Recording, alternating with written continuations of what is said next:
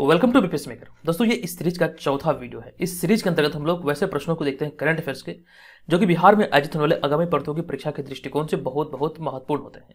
Basically ये प्रश्न होते हैं करंट अफेयर्स के बिहार राष्ट्रीय और अंतर्राष्ट्रीय घटनाओं के।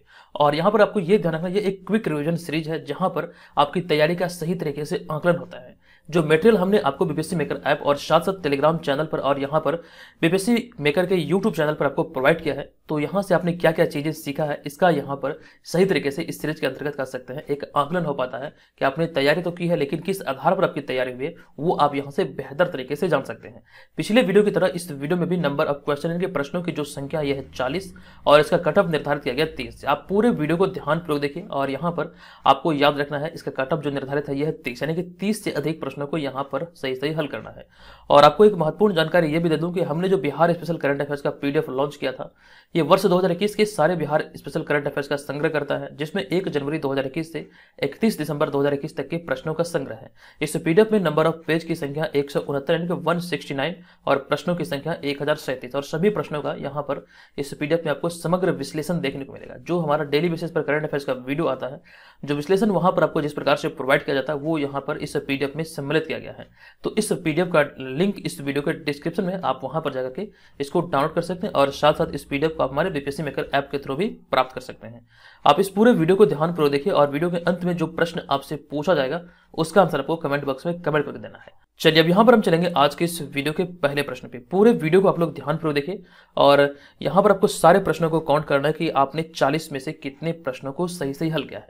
हमने 120 नंबर तक क्वेश्चन जो टॉप सिलेक्टेड प्रश्न है वो आपको करवाए हैं। अब यहाँ पे हमारा 121 नंबर प्रश्न है।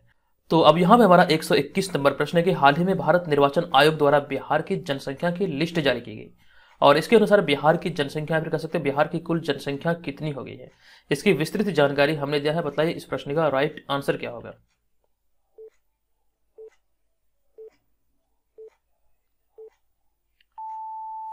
इस प्रश्न का सही उत्तर होगा हमारा ऑप्शन नंबर ए, यानी कि 14,91,41,337 हो गई है। ये आपको ध्यान रखना, भारत निर्वाचन आयोग की जो बिहार की जनसंख्या की लिस्ट जारी की गई उसी आधार पर यहाँ पर ये आंकड़े हैं। तो ऑप्शन नंबर ए यहाँ पर इस प्रश्न का राइट आंसर होगा। ध्यान दीजिएगा, यह एक क्विक रिवीजन सीरीज है, तो यहाँ पर आपको सिर्फ और सिर्फ प्रश्न और आंसर देखने को मिलेगा। विश्लेषण सहित अगर आप देखना चाह रहे हैं तो डेली बेसिस पर जो करंट अफेयर्स का वीडियो चैनल पर अपलोड होता है वो आप उसे फॉलो कर सकते हैं। हमारा यहाँ पर नेक्स्ट प्रश्न है कि हाल ही में ममता बियॉन्ड 2021 पुस्तक किसने लिखी है। मोस्ट इंपॉर्टेंट प्रश्न है।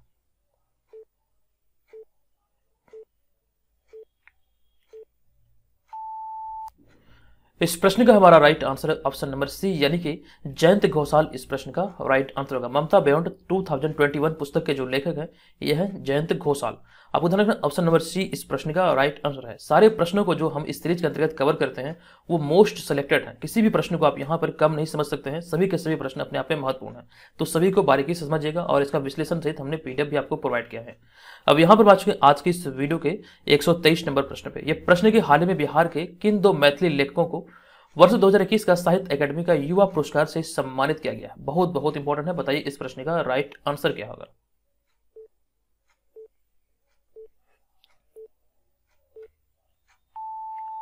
तो ये दो मैथिली लेखक आपको ध्यान रखना, ऑप्शन नंबर बी इस प्रश्न का राइट आंसर होगा। अनमोल झा और अमित मिश्र, जो कि वर्ष 2021 का साहित्य अकादमी का युवा पुरस्कार से इन्हें सम्मानित किया गया। ऑप्शन नंबर बी इस प्रश्न का राइट आंसर होगा। अगला होगा 124 नंबर प्रश्न। ये प्रश्न की हाल ही में किस पत्रकार को जर्नलिस्ट ऑफ द ईयर पुरस्कार 2020 से सम्मानित किया गया।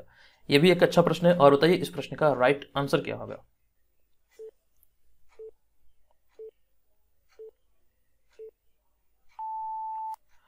और यहां पे अगर हम बात करें जर्नलिस्ट पुरस्कार 2020 की, तो आपको ध्यान रखना इसका राइट आंसर होगा दानिश सिद्दीकी। मुंबई में एक पत्रकार है ये दानिश सिद्दीकी, तो right answer option number A, जिन्हें अभी हाल ही में जर्नलिस्ट ऑफ द ईयर पुरस्कार 2020 से सम्मानित किया गया। ऑप्शन नंबर ए यहाँ पर इस प्रश्न का राइट आंसर होगा। अब यहाँ पर हम चलेंगे आज के इस वीडियो के 125वें प्रश्न पे। यह प्रश्न के हाल ही में हिंदी के लिए किस व्यक्ति को साहित्य अकादमी पुरस्कार 2021 प्रदान किया गया। हिंदी के क्षेत्र में साहित्य अकादमी पुरस्कार मतलब किन्हें दिया गया।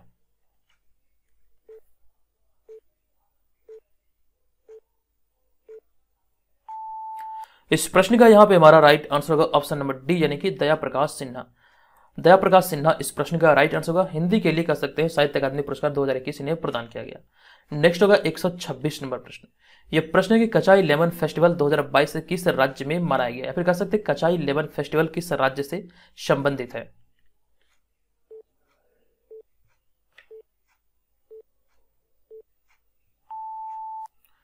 इस प्रश्न का हमारा राइट आंसर होगा ऑप्शन नंबर बी, यानी कि ये मणिपुर से संबंधित है।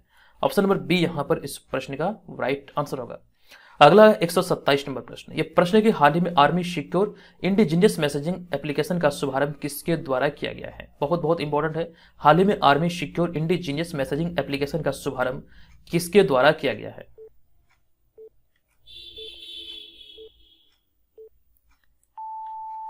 इस प्रश्न का सही आंसर होगा हमारा ऑप्शन नंबर बी, यानी कि भारतीय सेना के द्वारा इसका शुभारंभ अभी हाल ही में किया गया है। नेक्स्ट होगा यहाँ पर 128 नंबर प्रश्न। यह प्रश्न है कि हाल ही में पद्म भूषण से सम्मानित किस व्यक्ति को मदर टेरेसा मेमोरियल अवार्ड प्रदान किया गया है।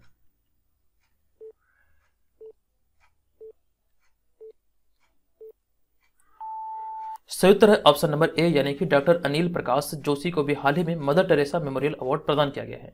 यहाँ पे बात है पद्म भूषण की, तो आपको ध्यान रखना पद्म भूषण भारत का चौथा नहीं बल्कि तीसरा सर्वोच्च नागरिक सम्मान है। पहले नंबर पे आता है भारत रत्न, दूसरे नंबर पे आता है पद्म विभूषण, तीसरे नंबर पे आता है पद्म भूषण और चौथे नंबर पे आता है पद्मश्री। ये सीक्वेंस या फिर कह सकते हैं ये सीरीज यहाँ से आपको ध्यान रखना है। नेक्स्ट होगा हमारा 129 नंबर प्रश्न। यह प्रश्न है कि हाल ही में द्वितीय पक्षी महोत्सव कलरव का आयोजन बिहार के किस जिले में किया जाएगा।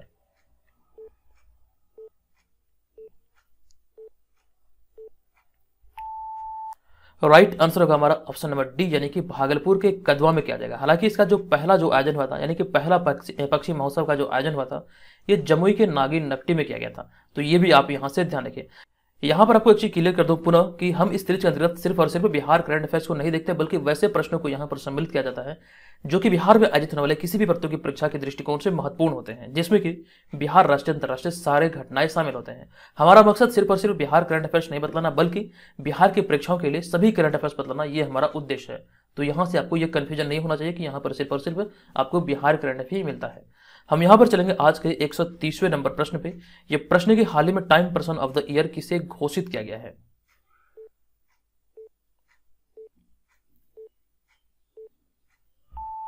नवीनतम अगर हम बात करें Time person of the year की, तो आपको ध्यान रखना है इसका राइट आंसर होगा ऑप्शन नंबर बी, यानी कि एलन मस्क। अर्थात option number b Elon Musk इस प्रश्न का राइट आंसर है। नेक्स्ट है यहाँ पे हमारा कि हाल ही में नीति आयोग द्वारा जारी स्वास्थ्य वृद्धिशील प्रगति अर्थात हेल्थ इंक्रीमेंटल प्रोग्रेस रैंक में बिहार कौन से पायदान पर है। ये रिपोर्ट अभी हाल ही में आई थी, इसकी विस्तृत जानकारी हमारे द्वारा आपको प्रोवाइड किया गया था।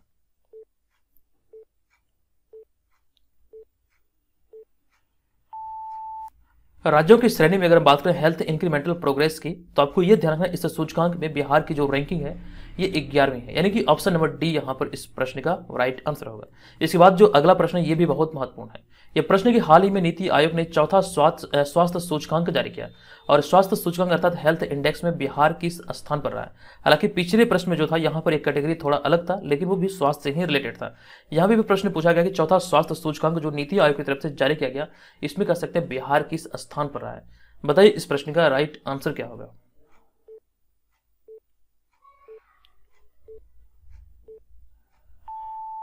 राइट आंसर है हमारा ऑप्शन नंबर सी, अर्थात बिहार जो है ये भारत में कह सकते हैं राज्यों की श्रेणी में 18वें स्थान पर है, यानी कि हेल्थ इंडेक्स में, जो कि हाल ही में नीति आयोग की तरफ से जारी किया गया था और ये चौथा हेल्थ इंडेक्स था।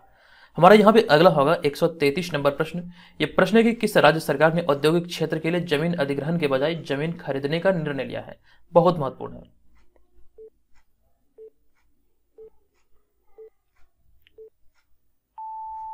जमीन अधिग्रहण के बजाय जमीन खरीदने का निर्णय अभी हाल ही में बिहार सरकार ने लिया था औद्योगिक क्षेत्र लगाने के लिए। तो ऑप्शन नंबर बी यहां पर इस प्रश्न का राइट आंसर होगा। अगला होगा हमारा यहां पर 134 नंबर प्रश्न। यह प्रश्न है कि हाल ही में किस यूनिवर्सिटी ने digital innovation of the year पुरस्कार जीता है।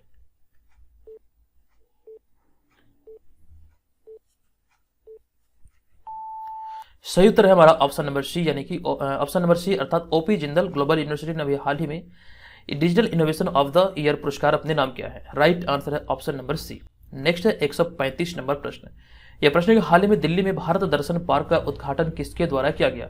ये बहुत ज्यादा उस समय खबरों में था जब इसका उद्घाटन हुआ था, और यहाँ पे प्रश्न पूछा गया इसका उद्घाटन किसके द्वारा किया गया है।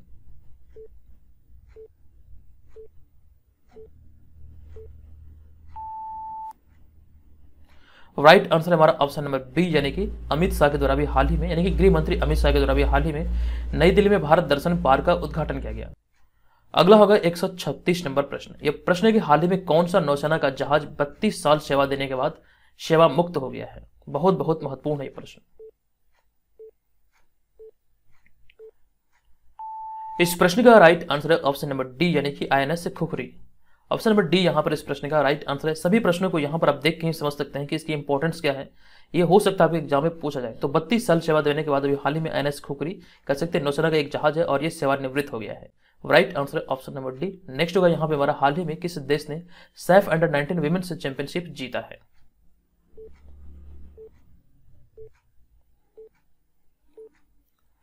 सही उत्तर है हमारा ऑप्शन नंबर यहाँ पर डी, यानी कि बांग्लादेश ने भी हाल ही में सैफ अंडर-19 विमेन्स चैंपियनशिप का खिताब अपने नाम किया। अब यहाँ पे अगला है 138 नंबर प्रश्न। यह प्रश्न है कि विश्व गौरैया दिवस अर्थात वर्ल्ड स्पैरो डे हर साल किस तारीख को मनाया जाता है। इंपॉर्टेंट प्रश्न है, बताइए इसका राइट आंसर क्या होगा।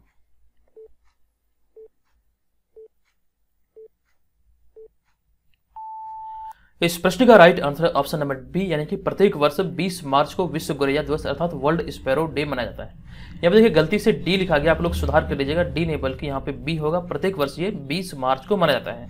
और आपको यहाँ पर यह ध्यान रखना है, अगर बात करें गौरैया की, तो गौरैया जो है बिहार का राजकीय पक्षी है। और इस वर्ष जो गौरैया दिवस मनाया गया, ये आपको ध्यान रखना, आई लव स्पैरो इसका थीम था, जो कि 20 मार्च 2022 को यह सेलिब्रेट किया गया। अगला है 139 नंबर प्रश्न। यह प्रश्न है कि हाल ही में एशियाई क्रिकेट परिषद के अध्यक्ष जय शाह का कार्यकाल कितने वर्षों के लिए बढ़ाया गया है। बताइए इस प्रश्न का राइट आंसर क्या होगा।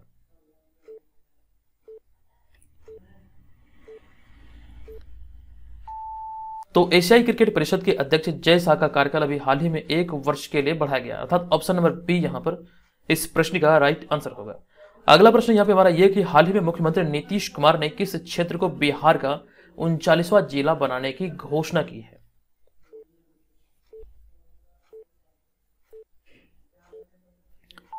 राइट आंसर है बाढ़ क्षेत्र, जो कि अभी वर्तमान में पटना जिला का एक हिस्सा है। आपको ध्यान रखना, इसे 39वां जिला बनाए जाने की घोषणा की गई। वर्तमान समय में बात करें तो बिहार में 9 प्रमंडल और 38 जिले हैं। नेक्स्ट है 141 नंबर प्रश्न। यह प्रश्न है कि हाल ही में कौन सी एयरलाइंस सूरज की रोशनी से बनी ईंधन का उपयोग करने वाली पहली एयरलाइन होगी, जो कि दुनिया की ऐसी पहली एयरलाइन होगी।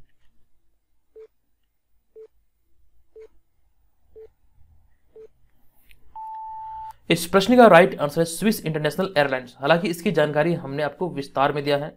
आपको ध्यान रखना, ये इस प्रकार आपको याद रखना है कि सूरज की रोशनी से बनी ईंधन का उपयोग करने वाली ये पहली एयरलाइन होगी दुनिया की। Right answer option number A.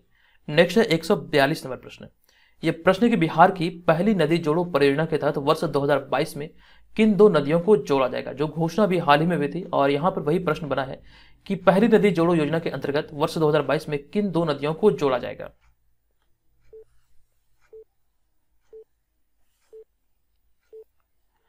अब ये 2 नदी कौन सी है, आपको ध्यान रखना, इसका राइट आंसर है बूढ़ी गंडक और बागमती, अर्थात ऑप्शन नंबर ए यहां पर इस प्रश्न का राइट आंसर है। अब 143वां प्रश्न है कि हाल ही में सुप्रीम कोर्ट द्वारा पहली बार किस दिन अंतर्राष्ट्रीय महिला न्यायाधीश दिवस मनाया गया है।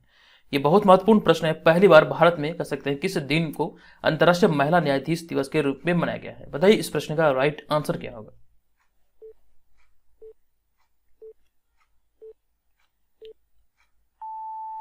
इस प्रश्न का राइट आंसर होगा हमारा ऑप्शन नंबर सी, यानी कि पहली बार ये 10 मार्च को भारत में सेलिब्रेट किया गया अंतर्राष्ट्रीय महिला न्यायाधीश दिवस के रूप में। ऑप्शन नंबर सी यहां पर इस प्रश्न का सही उत्तर होगा। नेक्स्ट प्रश्न हमारा यह कि हाल ही में किस राज्य सरकार ने वित्त वर्ष 2022-23 के बजट में नवाचार करते हुए इसमें चाइल्ड बजट भी शामिल किया है। इंपॉर्टेंट प्रश्नों की श्रेणी में आपसे रख सकते हैं। बताइए इस प्रश्न का राइट आंसर क्या होगा।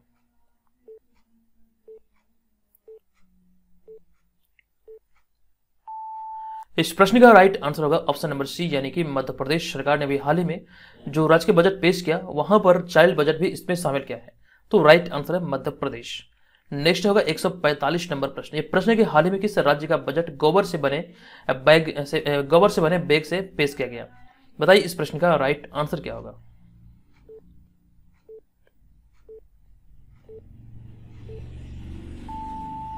इस प्रश्न का सही उत्तर है हमारा ऑप्शन नंबर ए, यानी कि छत्तीसगढ़ सरकार के द्वारा भी हाल ही में जो बजट पेश किया गया ये गोबर से बने बैग से पेश किया गया। राइट आंसर है ऑप्शन नंबर ए। अगला प्रश्न है कि हाल ही में 1 मार्च 2022 को बिहार के मुख्यमंत्री नीतीश कुमार की कौन सी जन्मदिन मनाई गई है।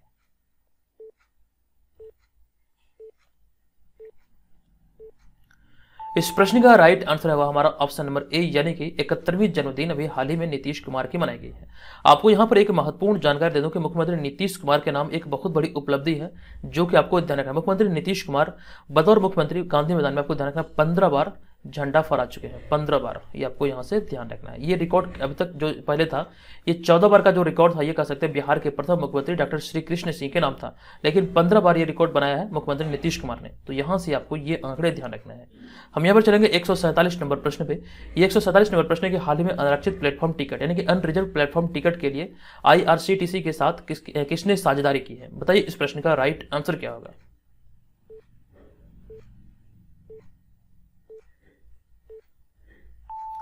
इस प्रश्न का राइट आंसर होगा अनरिजर्व्ड प्लेटफॉर्म टिकट के लिए जो IRCTC के साथ समझौता किया गया है, आपको ध्यान रखना ये समझौता पेटीएम के साथ हुआ है। राइट आंसर हमारा होगा ऑप्शन नंबर बी। नेक्स्ट है यहाँ पर 148 नंबर प्रश्न। ये प्रश्न के हाल ही में पेश आर्थिक सर्वेक्षण की रिपोर्ट के अनुसार बिहार के किस जिले में किशोर व बुजुर्ग सबसे अधिक है?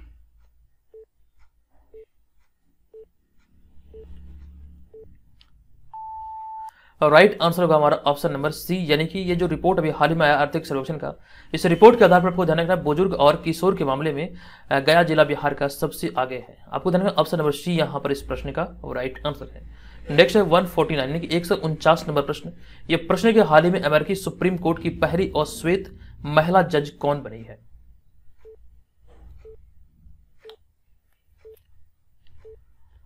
राइट आंसर है केतांजी ब्राउन जैक्सन, यानी कि ऑप्शन नंबर ए यहां पर इस प्रश्न का राइट आंसर होगा।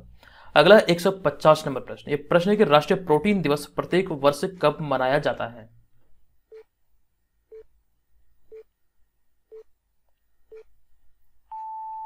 प्रत्येक वर्ष राष्ट्रीय प्रोटीन दिवस मनाया जाता है 27 फरवरी को, यानी कि ऑप्शन नंबर सी यहां पर इस प्रश्न का राइट आंसर है।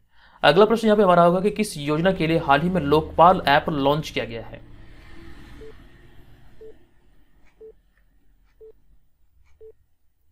इस योजना का नाम यहां पर प्रश्न में पूछा गया है। अगर हम बात करें इस योजना की, तो इस योजना का नाम है मनरेगा। मनरेगा के लिए भी हाल ही में लोकपाल ऐप लॉन्च किया गया था। विस्तृत जानकारी हमने आपको दिया था। नेक्स्ट होगा यहाँ पे कि हाल ही में किस राज्य या फिर केंद्र शासित प्रदेश में झीलों और तालाबों को साफ करने हेतु एक अभियान मिशन जल थल चलाया जा रहा है?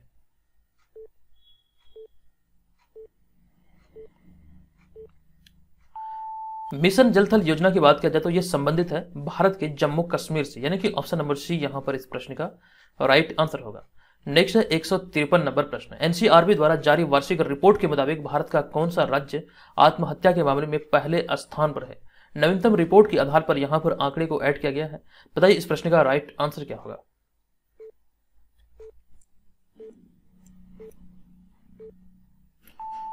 राइट आंसर होगा आत्महत्या के मामले में नवीनतम रिपोर्ट के आधार पर बिहार ने बल्कि भारत का महाराष्ट्र, यानी कि ऑप्शन नंबर सी यहां पर इस प्रश्न का राइट आंसर होगा। अगला प्रश्न यहाँ पे हमारा 154 नंबर प्रश्न। ये प्रश्न के हाल ही में किसे महिला सशक्तिकरण के लिए ब्लैक स्वान पुरस्कार से सम्मानित किया गया है?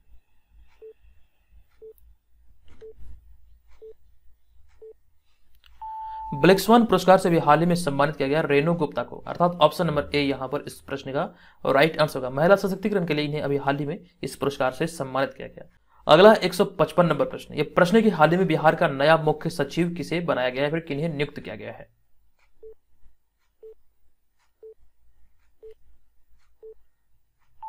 बिहार के वर्तमान मुख्य सचिव की बात किया जाए तो आपको ध्यान रखना आमिर सुबहानी इस प्रश्न का राइट आंसर होगा। हालांकि इससे पहले इस पद पर थे त्रिपुरारी शरण, ये भी जानकारी यहां से ध्यान रखिए। आमिर सुबहानी की बात करें तो ये बिहार के सिवान के रहने वाले हैं, तो ऑप्शन नंबर सी यहां पर इस प्रश्न का राइट आंसर था। अगला 156 नंबर प्रश्न। यह प्रश्न के हाल ही में भारत ने किस देश को हराकर अंडर 19 एशिया कप जीता है? यहां पर हम बात कर रहे हैं क्रिकेट की।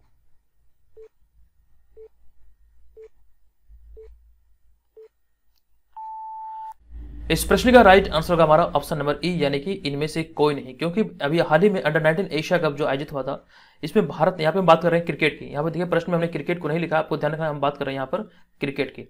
तो क्रिकेट में अगर बात करें अंडर 19 एशिया कप की, तो भारत ने श्रीलंका को हराकर ये खिताब को अपने नाम किया और ये भारत 8वीं बार इस खिताब को अपने नाम किया। तो आपको ध्यान रखना इसका राइट आंसर जो होगा ये होगा ऑप्शन नंबर ई, यानी कि ये वाला सेक्शन, इनमें से कोई नहीं इस प्रश्न का राइट आंसर होगा। आपको ध्यान रखना यहाँ पर पूरा आपको बता दूं कि 8वीं बार एशिया कप का खिताब जीता है भारत ने। अंडर 19 के यहाँ पे बात किया जा रहा है, अंडर 19 एशिया कप 8वीं बार भारत ने जीता और ये जीता है श्रीलंका को हराकर। लेकिन यहाँ पे प्रश्न में पूछा गया है कि किसने जीता, यहाँ पर किसी भी विकल्प में भारत नहीं था, इसीलिए यहाँ पे हमने ऑप्शन नंबर ई को चुना है। नेक्स्ट होगा यहाँ पे हमारा 157 नंबर प्रश्न। यह प्रश्न के हाल ही में किसे रेलवे बोर्ड के चेयरमैन और मुख्य कार्यकारी अधिकारी के पद पर नियुक्त किया गया है?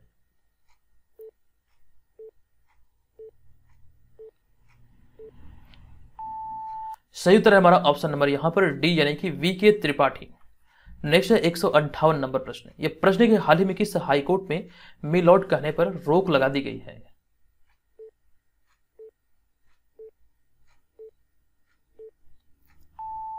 यह रोक लगाई गई है हाल ही में उड़ीसा हाईकोर्ट में, यानी कि ऑप्शन नंबर ए यहां पर इस प्रश्न का राइट आंसर होगा। नेक्स्ट है 159 नंबर प्रश्न। विश्व ब्रेल दिवस कब मनाया जाता है? विश्व ब्रेल दिवस कब मनाया जाता है? विश्व ब्रेल दिवस प्रत्येक वर्ष मनाया जाता है 4 जनवरी को, अर्थात ऑप्शन नंबर डी यहां पर इस प्रश्न का राइट आंसर है। नेक्स्ट है 160वां प्रश्न। यह प्रश्न के हाल ही में प्रधानमंत्री मोदी ने कहा महाराजा वीर विक्रम एयरपोर्ट के नए टर्मिनल का उद्घाटन किया है?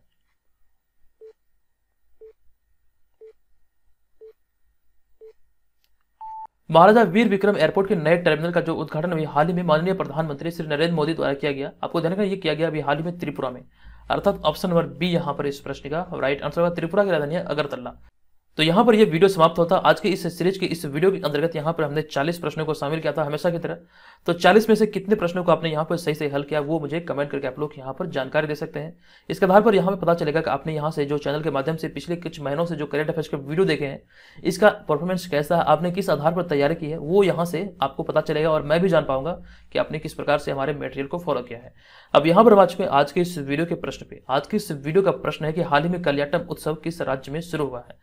पिछला वीडियो जो हमने अपलोड किया था वहां पर यह प्रश्न हमने आपको बताया था कलियाटम उत्सव किस राज्य में शुरू हुआ है। इसकी विस्तृत जानकारी हमने आपको डेली करंट अफेयर्स वाले सीरीज में दिया है। बताइए इस प्रश्न का राइट आंसर क्या होगा। और बिहार के प्रतियोगी परीक्षाओं के बीपीएससी मेकर ऐप को प्ले स्टोर से जरूर डाउनलोड करें। और बीपीएससी मेकर ऐप पर जो ऑनलाइन टेस्ट सीरीज चल रहा है बीपीएससी सीडीपीओ बिहार के प्रतियोगी परीक्षाओं के लिए, आप वहां पर इसे ज्वाइन कर सकते हैं। और बिहार स्पेशल करंट अफेयर्स का इस पीडीएफ को अगर आप पढ़ लेते हैं तो दोबारा आपको कहीं से भी कोई भी बिहार करंट अफेयर्स पढ़ने की आवश्यकता नहीं है। तो आज ही बीपीएससी मेकर ऐप को प्ले स्टोर से डाउनलोड करें और वहां से हमारे तमाम मटेरियल को आप प्राप्त कर सकते हैं। ठीक है, तो दोस्तों आज के इस वीडियो में इतना ही। मिलेंगे नेक्स्ट वीडियो में। ये वीडियो आपको कैसा लगा कृपया आप लोग कमेंट करके जरूर बताइएगा। और यहाँ पर अगर आप नेक्स्ट पार्ट चाहते हैं तो वीडियो को लाइक करें और कमेंट करके मुझे जरूर बताएं कि जल्द से जल्द इसका नेक्स्ट पार्ट लाया जाए, तो मैं जल्दी से इस पर काम करूंगा। तो दोस्तों आज की इस वीडियो में इतना ही। मिलेंगे नेक्स्ट वीडियो में, तब तक के लिए धन्यवाद। जय हिंद।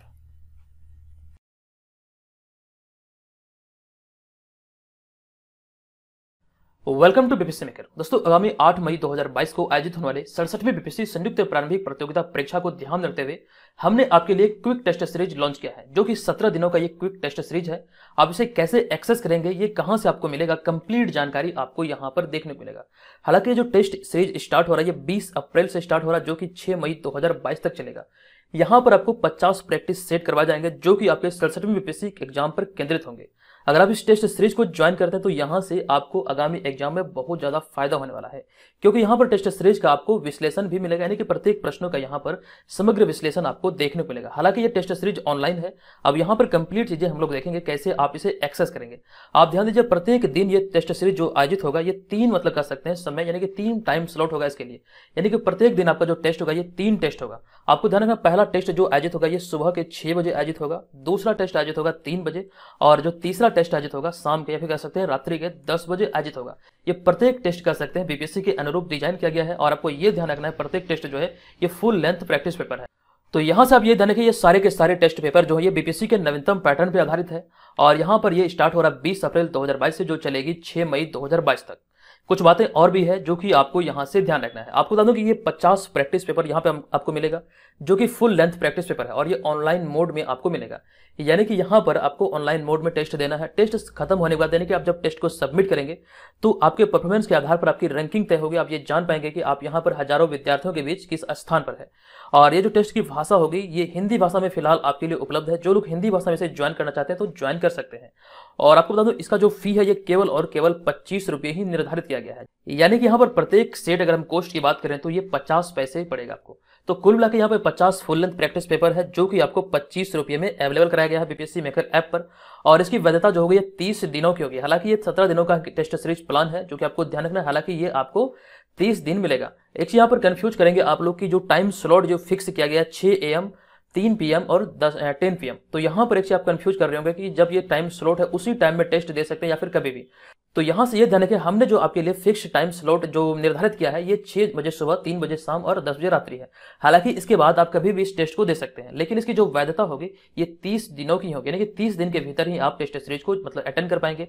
बात आती है यहाँ पर 8 मई को आपका एग्जाम है, तो कोशिश करना है आपको कि 8 मई से पहले ही सारे टेस्ट को अटेंड कीजिए, तभी आपको यहाँ पर फायदा होगा। जिस प्रकार से यहाँ पर सारे सेट में करंट अफेयर्स के प्रश्न डाले गए हैं वो बहुत आपके लिए उपयोगी होंगे और तमाम मतलब कर सकते हैं तमाम खंडों से प्रश्न यहाँ पर आपको देखने को मिलेगा। ये बहुत आपके लिए उपयोगी होने वाला। जब से आप ज्वाइन करेंगे तो यहाँ से आपको बहुत सारी चीजें सीखने को मिलेगा और ये आप जान भी पाएंगे कि आगामी एग्जाम को देखते हुए आपकी जो मतलब तैयारी है वो किस आधार की हुई है। और ये जो मतलब स्टार्ट हो रहा है, ये 20 अप्रैल से स्टार्ट हो रहा है। यहाँ पर ये कंप्लीट चार्ट है, आप चाहें तो इसका स्क्रीनशॉट भी ले सकते हैं। बुधवार को 20 मई से कर सकते हैं ये स्टार्ट हो रहा है, जो कि 6 बजे आपका जो पहला सेट होगा सुबह में, और दूसरा जो सेट होगा ये 3 बजे होगा, और साथ में रात्रि का जो सेट होगा 10 बजे होगा।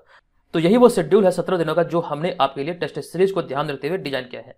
और यहाँ पर जो आपका समाप्त होगा ये 6 मई 2022 को समाप्त होगा। हालांकि आपका जो एग्जाम आयोजित होगा ये 8 मई को आयोजित होगा। हमने यहाँ पर आपके लिए एक दिन का रेस्ट छोड़ा है। 6 मई को जो आपका एग्जाम होगा ये सेट नंबर 49 और सेट नंबर 50 होगा।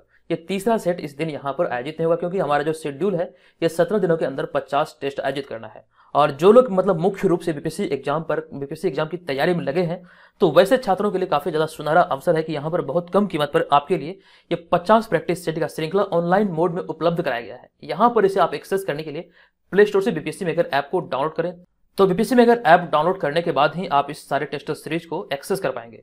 तो अभी डाउनलोड करें बीपीएससी मेकर ऐप को प्ले स्टोर से, और इसे यहाँ पर जो बैनर आपको दिखेगा बीपीएससी मेकर ऐप पर, बैनर पर भी क्लिक करके आप इस टेस्ट सीरीज को ज्वाइन कर पाएंगे। वहां पर बैनर पर आपको लिखेगा 17 डेज टेस्ट सीरीज प्लान, तो बैनर के थ्रू भी आप इसे बाय कर सकते हैं, और साथ साथ वहां पर ऑल कोर्सेज में जाकर वहां से भी आप इस कोर्स को बाय कर सकते हैं। ये 25 रुपया ही इसका फी निर्धारित किया गया है और इसकी वैधता होगी 30 दिनों की। वैसे छात्र जो बीपीएससी को लेकर बहुत ज्यादा कंसर्न हैं और बीपीएससी को लेकर ही मुख्य रूप से तैयारी में लगे थे, तो समय आ चुका है, अब आपके पास अंतिम समय है कि इसे नई दिशा दिया जाए, यानी कि तैयारी का सही तरीके से आकलन किया जाए। और यहाँ पर आकलन ही नहीं होता है, बल्कि आपका यहाँ पर आप बहुत सारी चीजें सीखते भी हैं।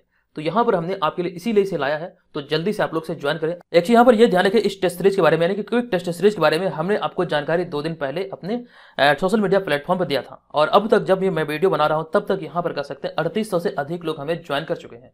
तो आप भी यहाँ पर इस टेस्ट सीरीज को ज्वाइन करके अपनी तैयारी का सही तरीके से आकलन कर सकते हैं। तो दोस्तों आज के इस वीडियो में इतना ही। अगर इस टेस्ट सीरीज से रिलेटेड भी कर सकते हैं, यहाँ पर जो हमने आपके लिए प्लान लाया इससे संबंधित कोई भी सुझाव हो, या फिर कोई भी कर सकते हैं शिकायत हो, या फिर कोई जानकारी आपको चाहिए, तो यहाँ पर वीडियो के कमेंट बॉक्स में आप बेझिझक लिख सकते हैं। और साथ साथ हमें इंस्टाग्राम पर बीपीएससी मेकर के ऑफिशियल अकाउंट पर हमें मैसेज कर सकते हैं, और एक ईमेल आईडी है, आप वहां पर भी हमसे संपर्क कर सकते हैं bpscmaker2018@gmail.com। तो आज के इस वीडियो में इतना ही, मिलेंगे नेक्स्ट वीडियो में, तब तक के लिए धन्यवाद, जय हिंद।